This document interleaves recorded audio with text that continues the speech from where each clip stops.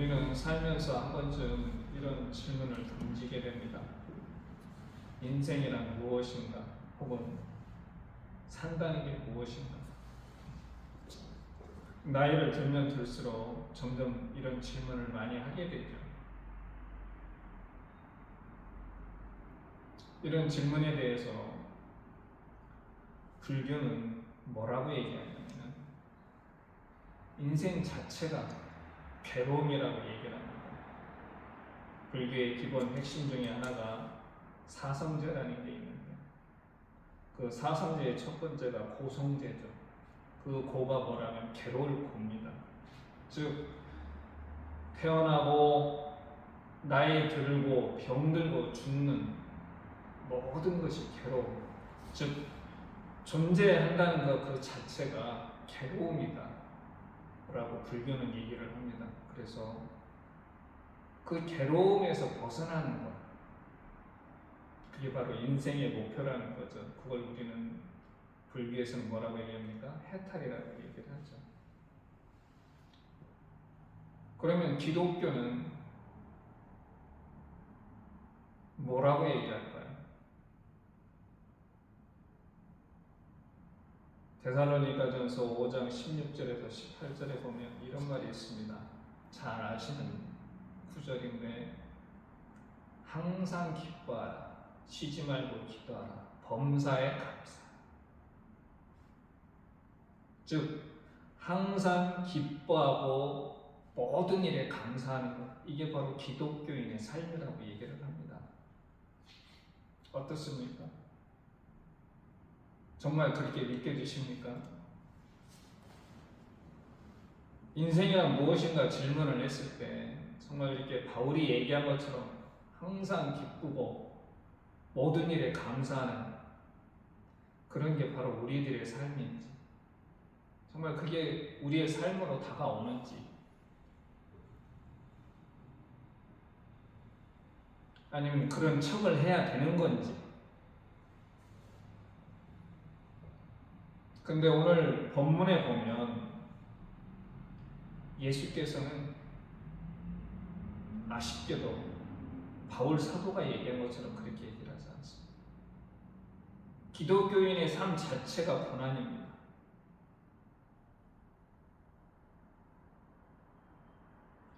예수의 이름을 전했기 때문에, 예수의 이름으로 복음을 전했기 때문에 많은 사람들이 우리를 핍박하고 억압합니다.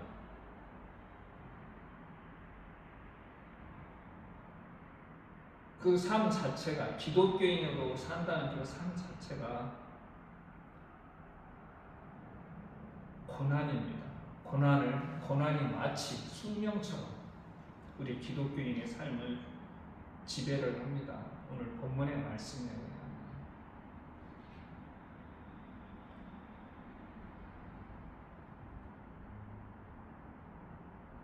근데 이러한 고난이 우리한테 찾아올 때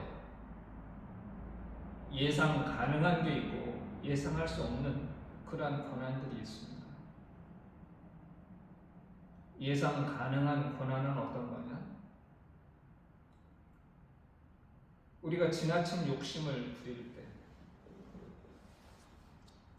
내가 내 현재 자리에서 얻을 수 있는 그 이상인가, 이상을 바랄 때, 우리는 이걸 탐욕이라고 합니다. 이럴 때 우리한테는 고난이 닥쳐옵니다. 그 대표적인 게 어떤 건가요? 태초의 인류라고 할 수 있는 아담과 하와가 에덴에서 추방된 사건이 뭡니까? 탐욕이었어요. 탐욕.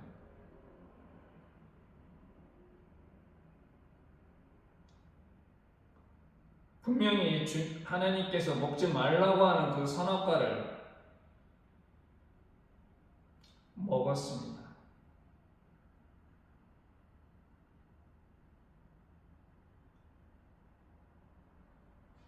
그 선악과 먹은 이유가 뭔가요? 내가 인간으로서 이제 자기 현재의 위치에 만족하지 않고 하나님처럼 되고 싶어하는 그 욕심 때문에. 그들은 에덴에서 아무 걱정 근심 없이 하나님과 동행하는 삶을 살 수 있었지만 그 욕심 때문에 하나님과 같아지겠다는 피조물로서 인간으로서 그 현재의 삶에 자족하지 못하고 선악과를 따먹음으로 인해서 하나님이 마련해 주신 그 좋은 보금자리에서 나갈 수밖에 없었습니다.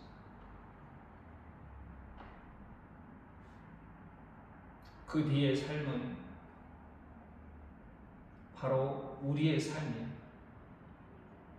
아담과 하와로부터 시작된 그리고 그들과 동일한 그러한 삶이 바로 탐욕으로 인한 그런 괴로움인 거죠.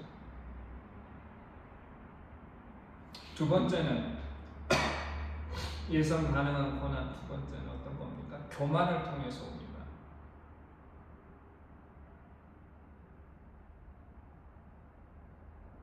좀 더 자세하게 말하면 교만이라고 하는 것은 하나님을 인정하지 않고 하나님을 거부하고 하나님을 무시하는 행위, 바로 이게 교만입니다.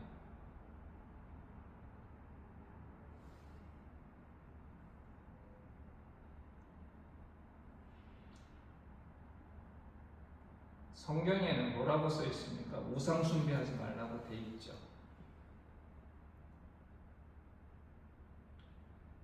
우상 숭배가 바로 뭡니까? 하나님을 거부하고 하나님을 무시하는, 그리고 하나님을 인정하지 않는 바로 그런 행위가 바로 우상 숭배입니다. 하나님의 능력을 신뢰하지 않고 돈이면 모든 게 해결된다는 그러한 사고방식, 하나님보다도 돈의 힘을 믿는 그런 것, 돈을 의지하는 것, 돈을 신뢰하는 것, 명예를 얻고 권력을 얻으려고 하는 그런 마음. 하나님이 세상의 섭리자이자 하나님의 뜻, 경륜을 인정하지 못하는 그런 행위들, 그런 게 바로 교만이고, 바로 그러한 교만을 통해서 우리한테 괴로움, 고난이 닥치는 겁니다. 근데 이러한 것들은 다 예상이 가능합니다. 왜냐하면 하나님께서 분명히 경고를 하셨기 때문에. 성서에 보면 너희들이 우상 숭배하면 벌을 받을 것이다. 선악과를 따먹으면 죽을 것이다. 하나님께서 분명히 경고를 하십니다. 욕심 부리지 말고 교만하지 말 것을. 근데 우리는 그걸 계속 무시하죠. 그 말씀을 받아들이지 않고 그 말씀에 순종하지 않고, 그러면 고난은 필연적으로 닥치는 겁니다. 우리 삶 속에.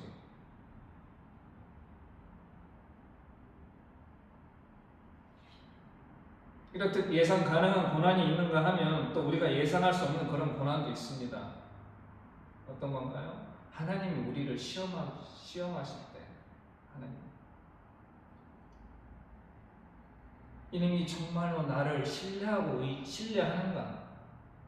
정말로 내 말에 순종을 하는가에 대한 그런 하나님의 시험, 테스트.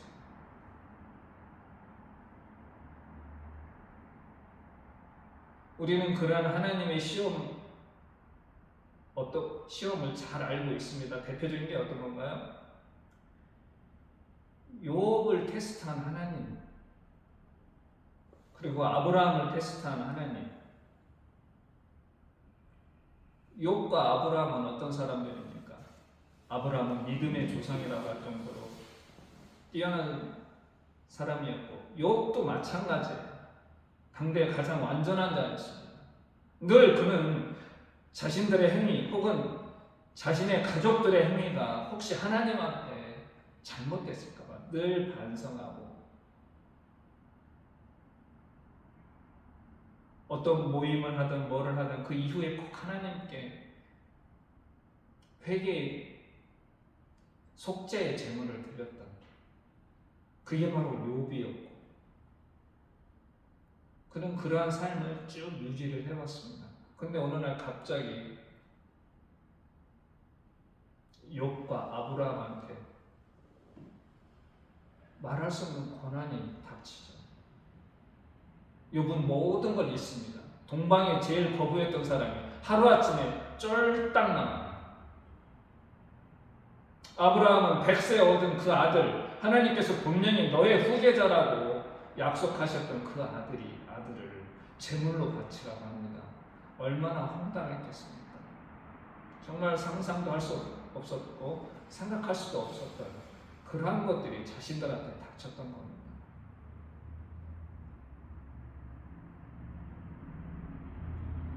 근데 여기서 핵심은 뭐냐? 그들은 이런 하나님의 시험, 그들 자신은 몰랐겠지만 이러한 현실을 순순히 받아들였고 절대 하나님을 거부하거나 하나님을 인정하지 않는 그런 말을 하지 않았습니다.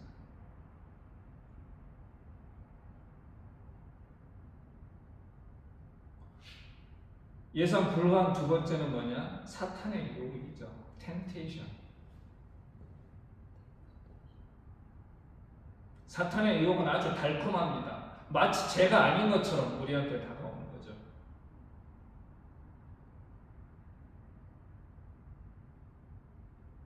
똑같은 선악과 사건인데 아담과 하와는 분명히 선악과를 따먹지 말라는 걸 알고 있음에도 불구하고 사탄의 유혹에 넘어갑니다.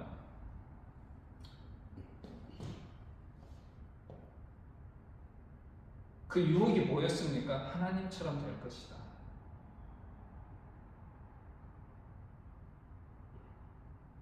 속삭이죠. 아니야, 안 죽어. 이거 먹는다고 해서 너희가 죽지 않아. 오히려 너희의 눈이 밝아져서 하나님처럼 될 것이다.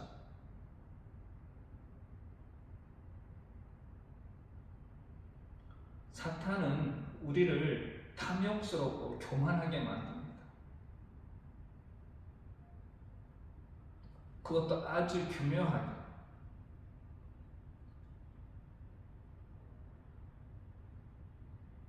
우리의 약점을 파고들고 우리의 행동을 정당화시켜줍니다.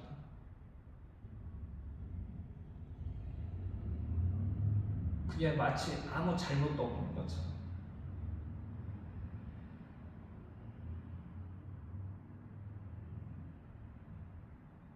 이렇듯 고난은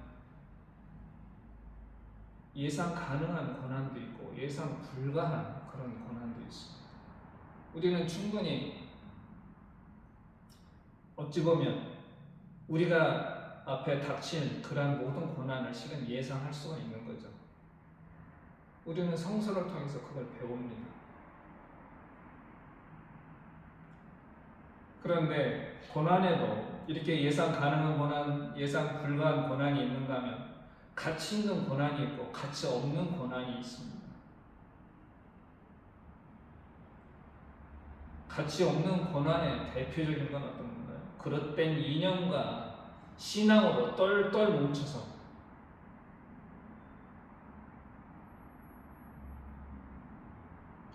수많은 인명을 해치는 그러한 것들이 있죠. 대표적인 게 이런 겁니다. 여러분 세계사 시간에 잘 배우셨겠지만 30년 전쟁이라는 게 있어요.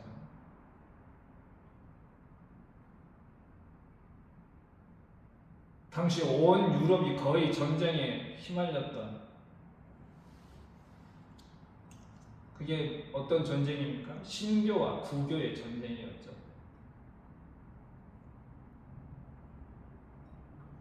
그게 1618년에 일어나서 1648년에 끝납니다. 그래서 30년 전쟁인 거예요.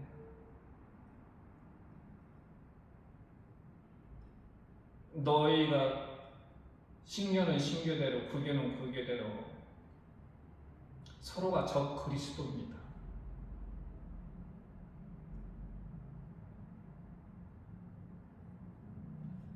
그래서 30년 동안 전쟁을 벌인 결과 몇 명이나 죽었을까요?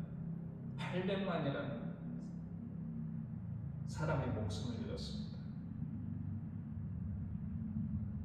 1차 세계대전도 있고 2차 세계대전도 있지만 그 이전에 그 300년 전에 1차 세계대전이 일어나기 300년 전에 이미 유럽은 그릇된 신앙과 신념으로 인해서 수많은 사람이 괴로움을 겪었습니다.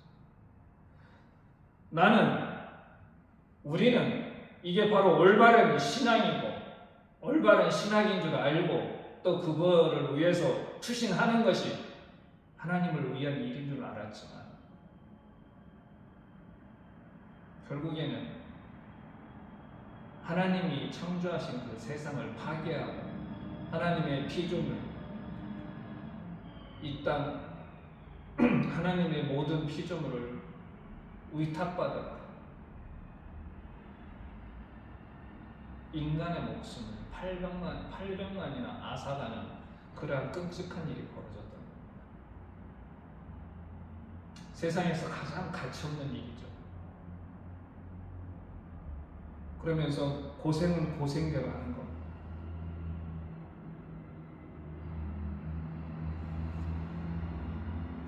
그러면 가치 있는 고난이라는 건 뭐냐? 성서는 뭐라고 얘기를 합니까? 불의와 불법에 저항하는 것. 그게 바로 가치 있는 고난입니다.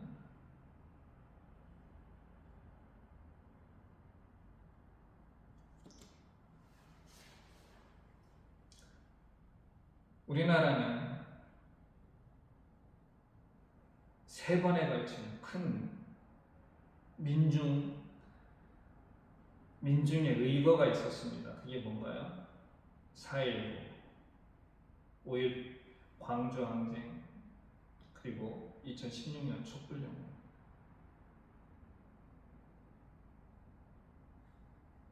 이 땅의 민주화를 위해서 수많은 민중들이 불의와 불법의 저항을 대항해서 일어났던 대표적인 사건이 바로 4.19 의거, 광주 민주화 항쟁, 2016년 촛불혁명이죠.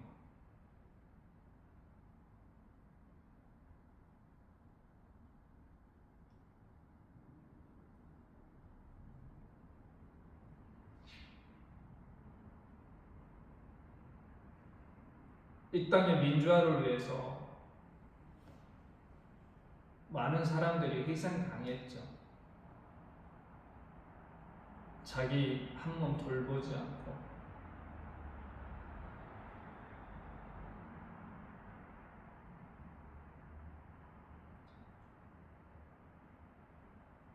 그래서 어떤 결과가 일어났습니까? 그 서슬퍼런 군부 독재가 물러나고 이승만 독재가 물러나고 국정농단에 의해서 국가의 기강이 흐트러졌다. 그런 나라를 다시 회복시키는 그러한 결과를 얻어냈습니다. 비록 힘들고 어려웠지만 충분히 자신과 미래를 위해서 가치 있는 그런 일들을 했던 겁니다. 예수님도 마찬가지예요. 예수께서도 3년이라는 공생애를 쭉 돌아보면 늘 죽음의 의혹에 시달렸습니다.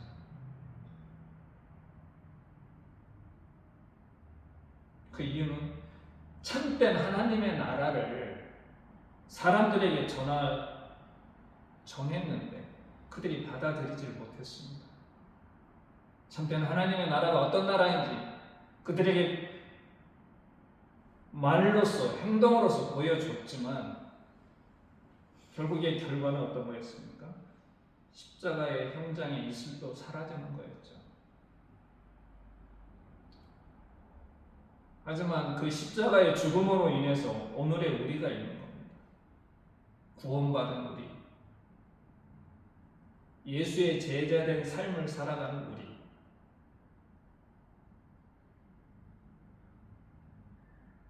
누구를 통해서? 바로 예수님과 우리 신앙의 선배들의 고난을 통해서 우리가 그 혜택을 누리고 있는 겁니다.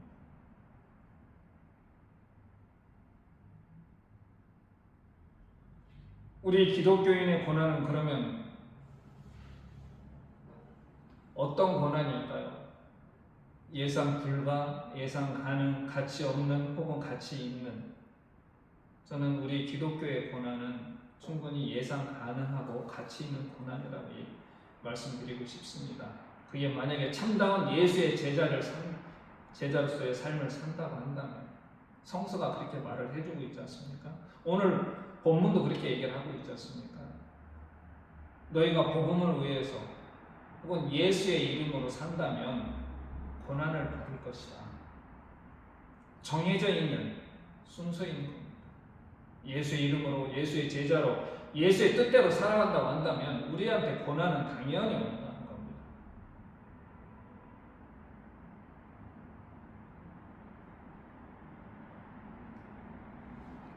그런데 이러한 고난이 어떻게 오느냐? 첫째, 미움. 모든 사람들이 예수의 이름으로 사는 자들, 예수의 뜻을 행하는 자들, 모든 사람들이 미워합니다.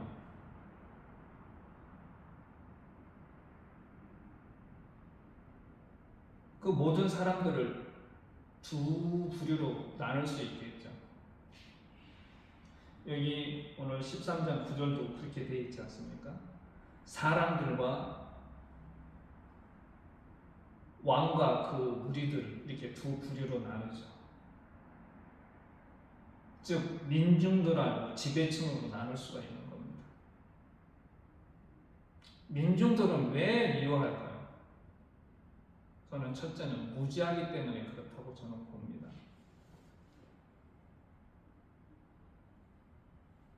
예수의 이름으로 혹은 예수의 뜻을, 또 하나님의 뜻을 이 땅에 세워나가는데 민중들이 미워하는 것은 무지하기 때문에.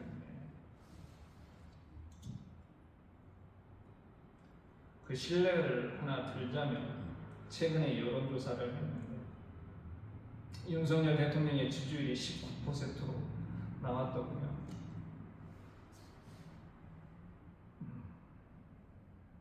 저는 이게 무지의 한 실례라고 저는 생각을 합니다.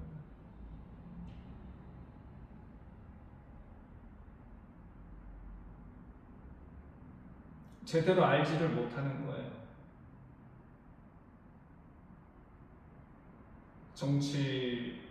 정치가 혼란스럽고 경제가 무너지고 자유가 억압다. 안보가 위태롭고 외교는 엉망진창인데 여전히 10몇 %의 사람들은 윤석열을 지지를 합니다. 이유가 뭘까요? 딱 하나, 무지하기 때문에 그렇습니다. 이 무지한 거는 어디서부터 오느냐? 배우지 못했기 때문에. 뭐로부터? 역사로부터. 지나간 역사를 통해서 아무 교훈을 얻지 못했던 겁니다.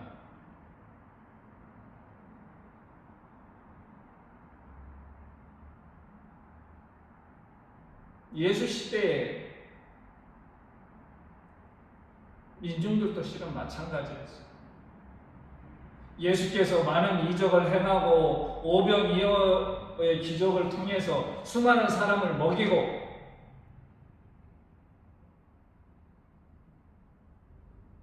그들은 그 예수님의 말씀과 행위를 통해서 아무것도 배우질 못했습니다. 그러니 과감히 십자가에 못 박으라고 빌라도한테 소리를 지른 거죠.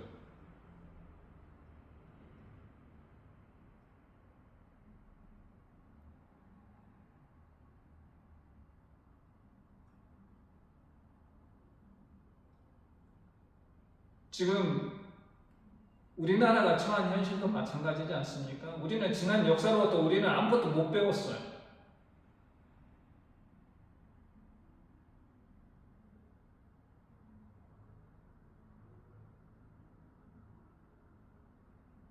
뒤늦게 이제서 잘못 끼워진 단추를 바로 잡으려고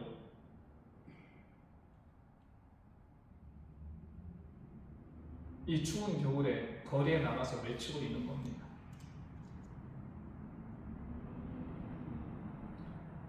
한편으로는 안타깝고 일어나지 말아야 될 현상이지만 다른 한편으로는 다시 한번 배울 수 있는 기회를 우리한테 준 겁니다. 이러한 실수를 반복하지 않도록.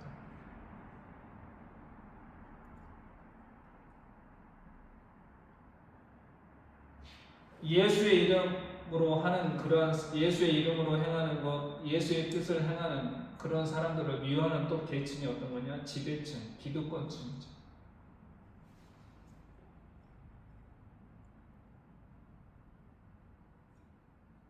왜 이들은 싫어할까요? 딱 한 가지밖에 없는 거죠. 현상 유지를 하고 싶은 겁니다. 자신들이 현재 누리고 있는 그런 것들을 절대 놓치고 싶지 않은 겁니다.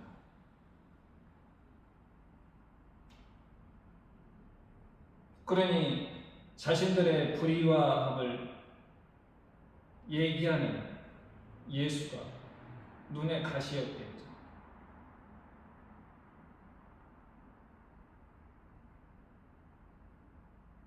그래서 그 예수를 죽일 수밖에 없었던 겁니다.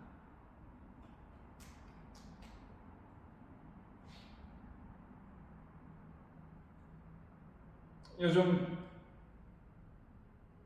계속 국회에서 국회의원들이 각 상임 분과별로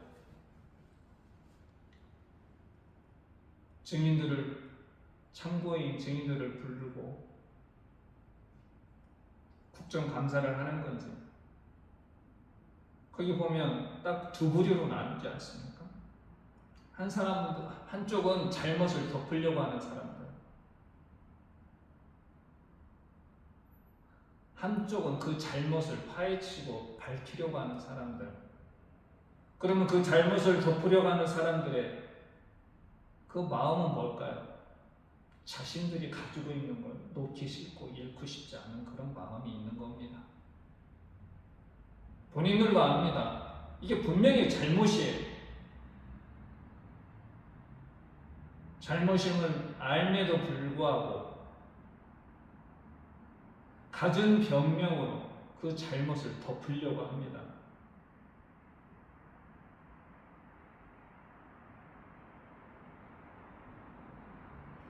사회의 불의와 불법을 얘기를 하고 지적을 하면 그동안에 그걸 통해서 많은 이득을 누렸던, 많은 혜택을 누렸던 세력들은 그러한 사람들이 눈에 가시 같겠죠.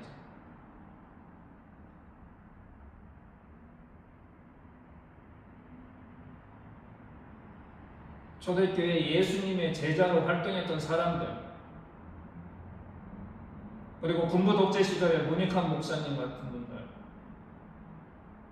그분들은 바로 누구였습니까? 잘못을 지적했던 사람들, 잘못을 고치려고 했던 사람들. 그랬기에 그들은 미움을 받을 수밖에 없었던 겁니다.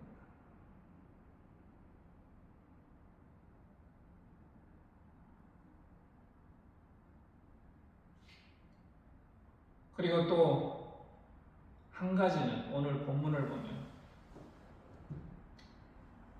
기독교인으로 살면서 오는 고난, 많은 사람들이 미워하고 증오하는 것도 있지만 또 하나는 어떤 겁니까? 배신이죠, 배신.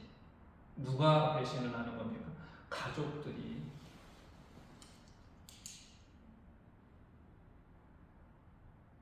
예수의 뜻대로 살고자 한다고 하는데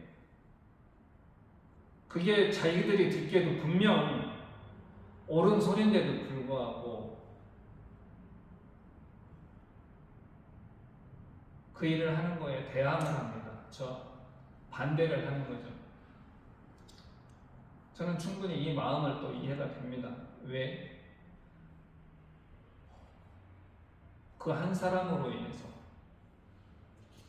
혹은 그 무리로 인해서 한 가족이 혹은 친척이 우영에 빠지니까 반대하고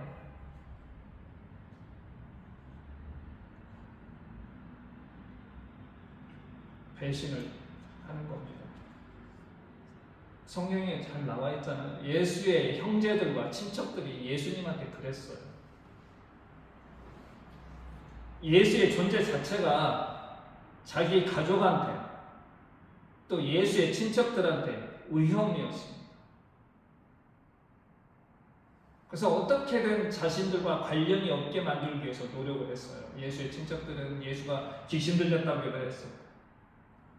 또 예수의 형제들은 예수를 자꾸 밀어냈습니다.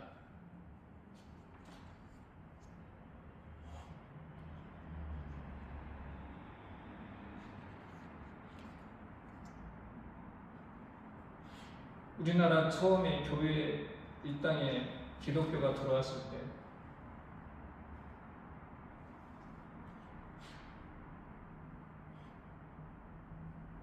역사적으로 그러한 일이 비일비재했어요. 특히 양반 계층에서.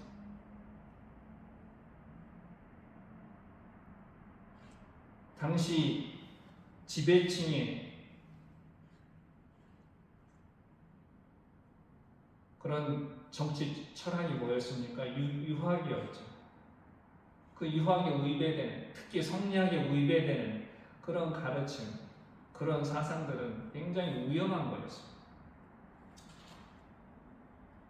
그러다 보니 자기 형제 중이나 혹은 자기 일족 중에 그런 사람이 나타나면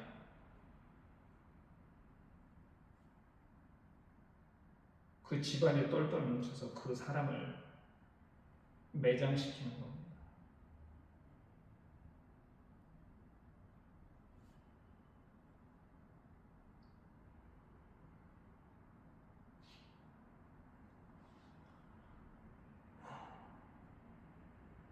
예수님의 제자로 사는, 또 예수님의 뜻을 실천하면서 살아가는 이러한 사람들을 그럼 왜 이렇게 미워하고 제가 지금 또 가족들조차도 이걸 받아들이지 못할까?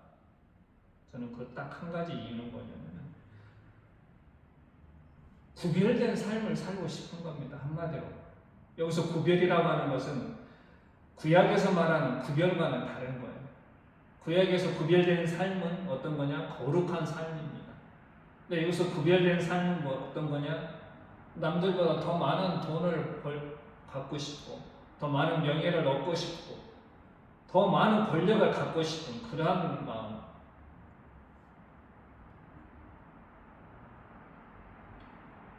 남들보다는 좀 더 윗자리에 있고 싶은 그런 마음.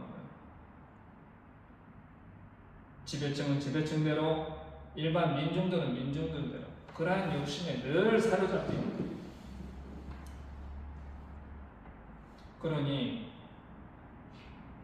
건강한 공동체를 지향하는 그런 기독교와는 서로 대척점에 있는 거죠.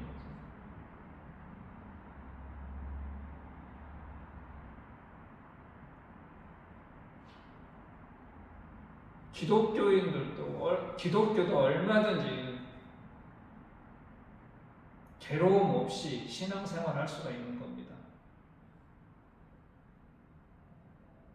그게 어떤 건가요? 번영신학이라는 겁니다. 우리나라의 가장 큰 교회가 여의도 순복음교회죠. 여의도 순복음교회가 세계에서 제일 큰 교회인데 거기에 여의도 순복음교회 설립자인 조용기 목사의 유명한 삼박자 구원문이라는 게 있어요.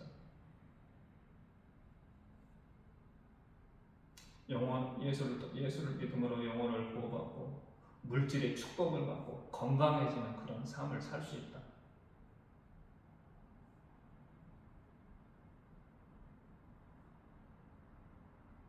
이게 바로 번영신학의 대표적인 거 아닙니까? 여기에는 예수님의 제자로 사는 데 있어서 전혀 어려움이 없어요. 그저 예수만 잘 믿으면 물질적인 축복도 받을 수 있고 무병장수할 수 있다. 오늘 13장 본문에 남아있던 이런 고난의 삶과는 전혀 동떨어진 그런 삶.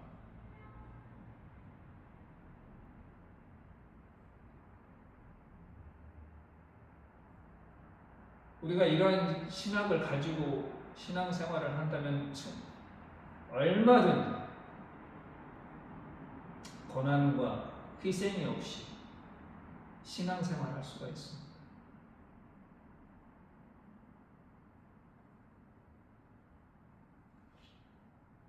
고난은 기독교인에게 숙명과 같은 겁니다. 그 이유는 기독교가 바라는 기독교가 목표하는 게 공동체가 건강해진다는 것, 즉 공동체 모두가 평안하고 번영하는 것.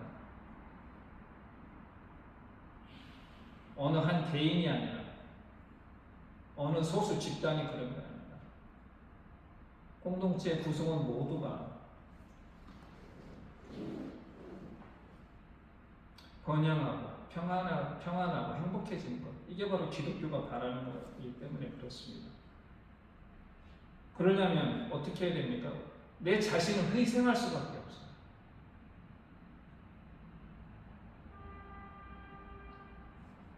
마가복음 10장에 보면 어느 부자 청년이 예수님께 와서 영생을 얻으려면 어떻게 해야 됩니까? 이렇게 물어봅니다. 그때 예수께서 뭐라고 대답하시나요? 예수께서 그를 보시고 사랑하사 이르시되 너한테 아직도 한 가지 부족한 것이 있다. 그게 뭐냐?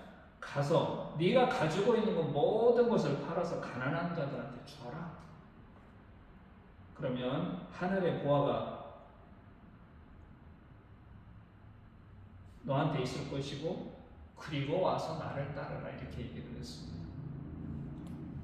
분명히 이 청년은 그 예수님과의 대화의 내용을 보면 10계명뿐만이 아니라 기본적으로 유대교에서 지키라고 하는 가난한 자, 고아, 과부, 나그네들에 의해서 어떻게 하라는 그 모든 것을 잘 실천하면서 살았을 겁니다.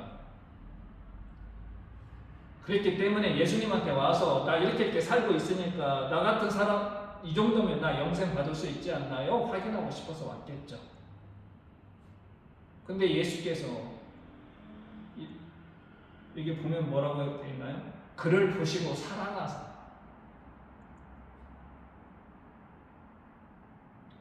그러면서 한마디 더 하신 겁니다. 너의 모든 소유를 팔아서 가난한 사람들한테 나눠줘라. 이렇게 말씀하시는 거예요.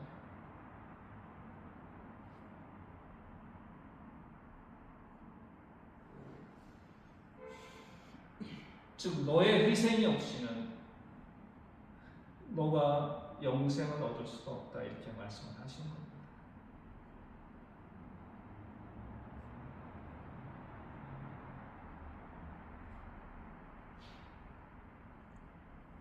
고난은 기독교인에게 숙명이기 때문에 이 고난을 잘 견뎌내려면 또 한 가지 인내가 필요합니다. 희생도 필요하고 인내도 필요합니다. 즉 일관된 신앙이 계속 유지가 돼야 된다는 거예요. 누구처럼? 욥처럼.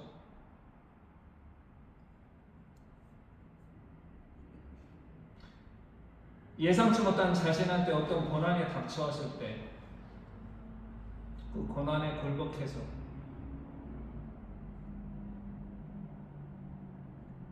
하나님 신앙을 버리거나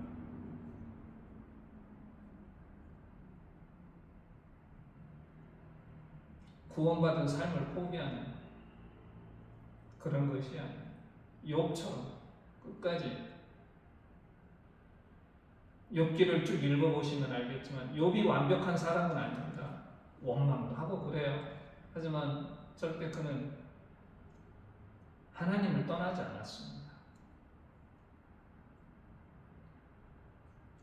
욥기가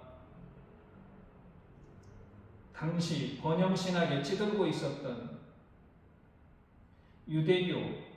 유대인들한테 하나의 경종을 울려주는 그런 책이 바로 욥기입니다. 즉 너희들은 하나님의 뜻 순종하면서 살면 복 준다. 하나님의 말씀대로 산다고 살면 우리 삶이 평안하다라고 하는 그런 번영신앙, 기복신앙,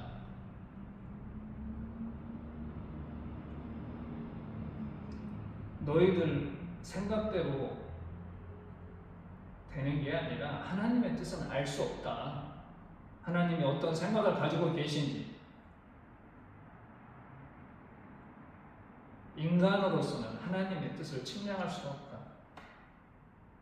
이게 바로 욥기가 전하는 핵심 중에 하나입니다. 그러기에 우리는 하나님의 뜻이 어디 있는지 알 수가 없기에 예수가 재림하는 그 순간까지 참고 견디면서 살아야 되는 겁니다. 그래서 바울 사도는 뭐라고 얘기를 했나요? 우리 삶을 어떻게 살아야 된다? 빌립보서에 보면 나한테 배우고 듣고 본바를 행하라. 즉 우리는 예수께서 행하신 대로 그대로 본받아서 우리의 삶을 살아가야 되는 겁니다.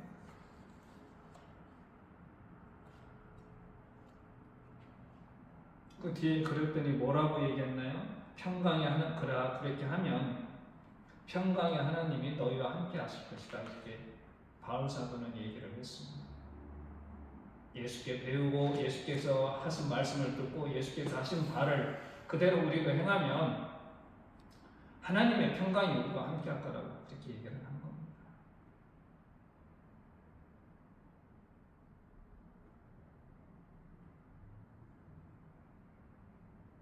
이러한 삶의 태도를 우리가 유지하려면 어떻게 해야 됩니까? 저는 질문을 멈추면 안 된다고 생각을 합니다. 어떠한 질문? 내가 왜 기독교인으로 사는지, 그리고 예수의 제자로 산다는 것이 무엇인지에 대한 그러한 질문. 우리는 살면서 매일매일 이러한 질문을 놓치면 안 됩니다. 이러한 질문들이 내가 예수의 제자임을 깨우치게 해주고 우리의 삶을 지탱해 주는 것. 이제 24년도 한 달밖에 남지 않았습니다. 한 번쯤 우리의 삶을 이 지난 24년 한번 되돌아보면서 우리가 지금 던진 이 질문을 얼마만큼 대답을 하면서 살았는지 한번 돌아보는 그런 12월이 되기를 바랍니다. 기도하겠습니다. 하나님 감사합니다. 오늘도 부족한 제가 말씀을 전했습니다. 우리가 당신의 제자로서 당신의 뜻을 행하면서 살아갈 때 여러 가지 어려움과 고통이 뒤따르지만 우리가 이 땅에서 당신의 뜻을 행하면서 살아가는 것이 곧 숙명이며 또 하나님의 나라를 세우는 것이 우리들의 사명임을 늘 잊지 않고 기억하면서 살아가기를 간절히 원합니다. 늘 주님께서 함께 하시고 성령께서 저희를 인도하시사 예수의 제자의 삶을 살아가는데 부족함이 없도록 늘 함께하여 주시옵소서. 예수님의 이름으로 기도드립니다.